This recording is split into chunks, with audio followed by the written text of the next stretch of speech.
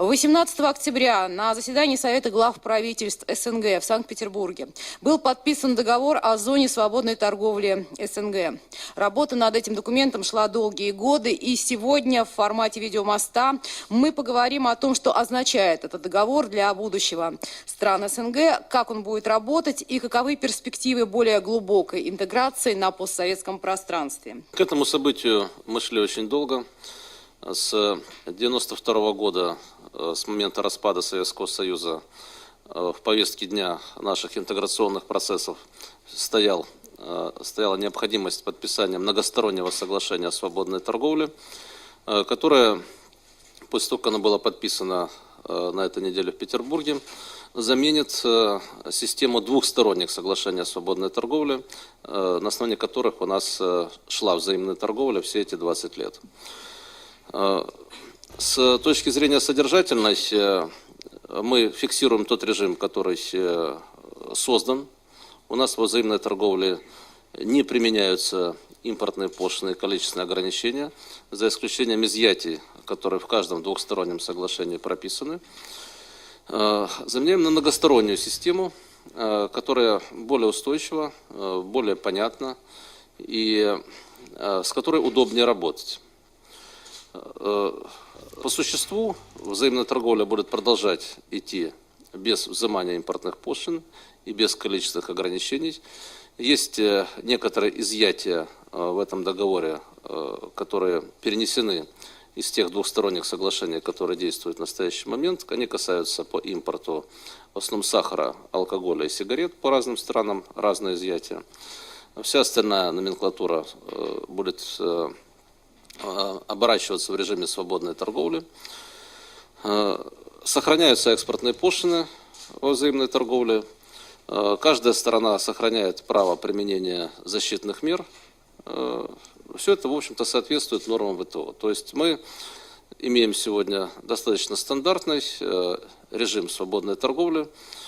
Замена двухсторонних соглашений на это многостороннее соглашение делает этот режим более понятным и более удобным для всех участников взаимной торговли и для третьих сторон также.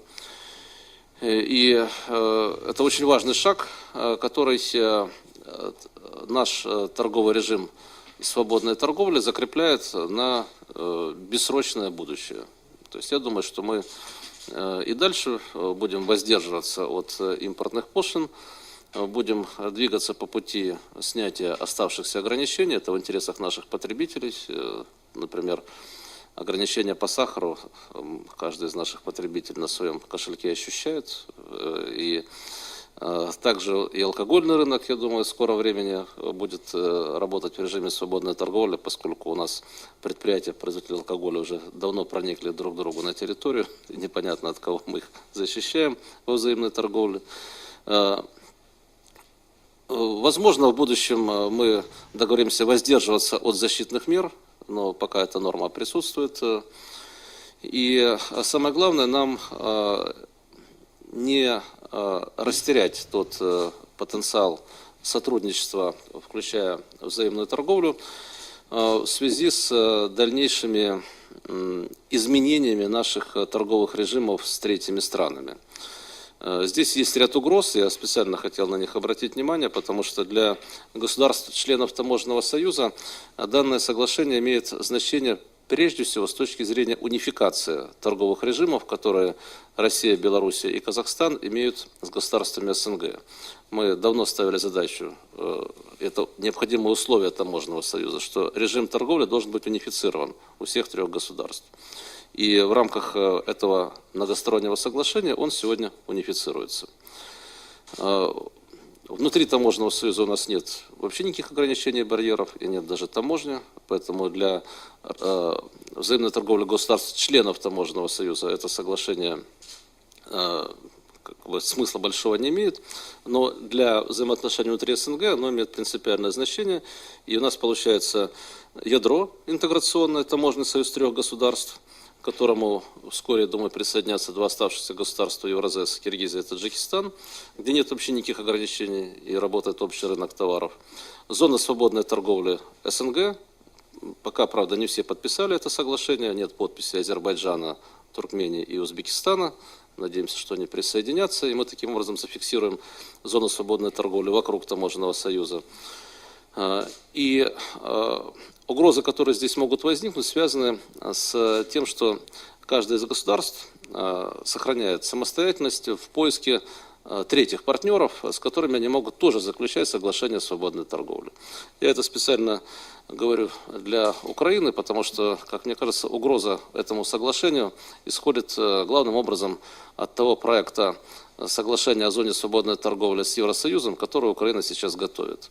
В этом договоре есть специальная статья, которая оговаривает, что в случае, если кто-то из сторон заключает отношения свободной торговли с третьей стороной, а Европейский Союз это не просто третья сторона, это 1/3 нашего импорта, вот, то тогда необходимо проводить консультации.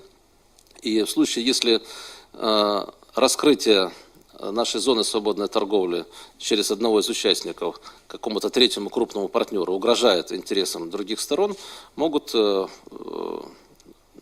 проводиться на основании этих консультаций затем меры по защите нашего общего рынка.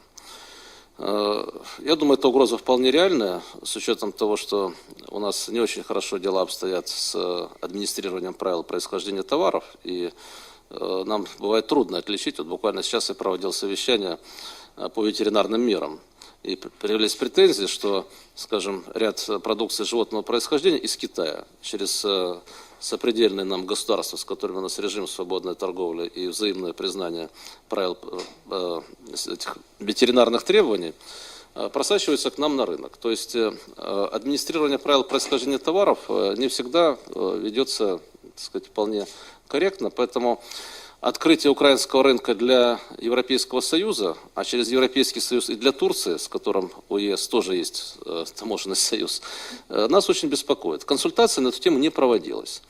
Я не исключаю, что в любой момент одна из сторон потребует проведения консультации с Украиной по поводу зоны свободной торговли с Евросоюзом. И в этом случае, если правительство сочтут, что возникают угрозы для нашей взаимной торговли, наше соглашение может начать размываться. То есть появляются новые изъятия, и вместо дальнейшей интеграции мы можем получить новые барьеры. То есть я к тому, что мы создали очень чувствительную систему, в которой все участники должны понимать ответственность за ее сохранение. Казалось бы, простое дело, соглашение о свободной торговле. Но первый документ на эту тему был подписан еще в 1994 году.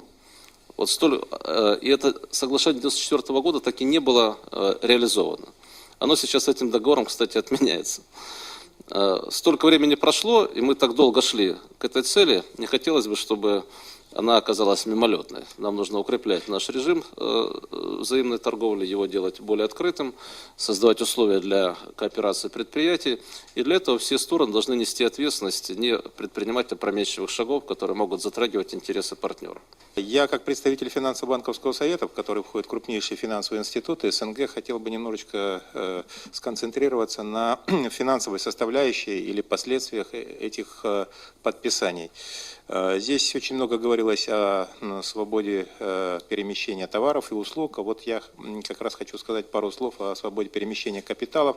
И вот эти соглашения совершенно очевидно позитивно скажутся на состоянии финансовых рынков, поскольку финансовые рынки, они в общем и целом все равно следуют за реальной экономикой, и повышение прогнозируемости развития экономических процессов, в том числе и торговли, инвестиционных процессов, поднимает степень уверенности и способность привлечения более длинных и дешевых ресурсов на всех рынках.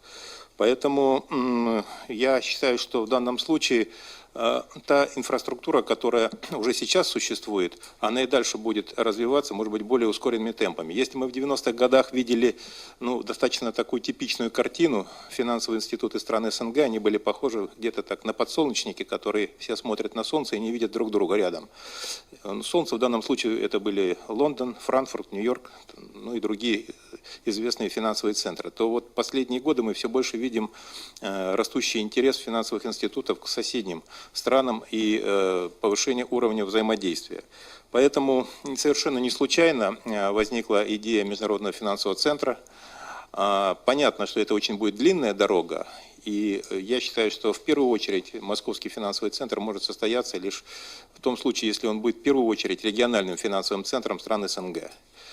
И здесь, мне кажется, тоже очень серьезный заложен фундамент, в первую очередь, казахская финансовая система, где есть региональный финансовый центр, где многие вопросы, которые у нас только обсуждаются, они уже де-факто воплощены в жизнь. И здесь многому есть чему поучиться. Помимо этого есть уже достаточно хорошо отработанные и другие механизмы. Ну, достаточно напомнить, что существует такой Межгосбанк, который был учрежден в начале 90-х годов, учрежден он национальными и центральными банками стран СНГ, и он, несмотря на все те припетии, которые с ним были в 90-х годах, сейчас та структура, которая может очень эффективно способствовать развитию торговли. Что я имею в первую очередь? В первую очередь мы видим возникновение все большего интереса к транзакциям в национальных валютах, минуя третью валюту. Если достаточно твердая константа доллар и евро не обсуждались, 2-3 года назад, я имею в виду в период до 2008 года, то сейчас эти константы тоже пришли в движение, и здесь как раз вот эффективный механизм работы с национальными валютами, а для этого как раз и готов Межгосбанк, если поднимется его роль, даст возможность новому импульсу развития торговых отношений. Также у нас существует Евразийский банк развития, который сначала был создан как двусторонний банк, но сейчас к нему присоединяются другие страны-участницы Евразес, и он может также стать очень серьезным институтом инвестиционного развития. Поэтому, если так вот суммируя все эти процессы, мы видим, что инфраструктура финансовая, она в первую очередь, она и формируется по международным стандартам. Если мы слышали о том, что вот это соглашение о свободной торговле, она в значительной степени перекликается с нормами ВТО, то финансовая инфраструктура, она давно тоже свои строительства ведет по всем международным нормам, и Базель, и все остальные критерии там уже заложены. Таким образом, мне кажется, что сейчас начинает формироваться то финансовое пространство, когда финансовым институтам стран СНГ должно быть и может быть и интереснее, и не менее эффективно работать на соседних рынках, а может быть и более интересно работать, чем на традиционных финансовых рынках, которые сейчас существуют.